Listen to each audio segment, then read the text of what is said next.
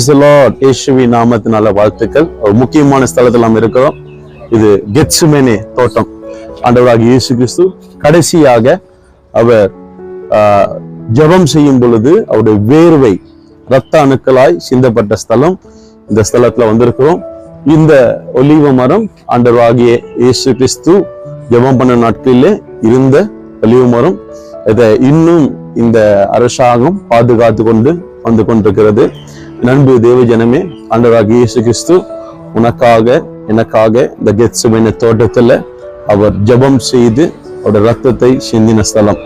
இந்த ஸ்தலத்துல நான் உங்களிடத்துல சொல்லுகிற காரியம் என்னவென்றால், நமக்காக ஒரு தெய்வம் அடிக்கப்பட்டு, நமக்காக ஒரு தெய்வம் ரத்தத்தை சிந்தப்பட்டு, நமக்காக ஒரு தெய்வம் தன்னுடைய ஜீவனை கொடுத்து மரணத்தை ருசி பார்த்து அவர் உயிர்த்தெழுந்து மறுபடியும் வரப்போகிறார்.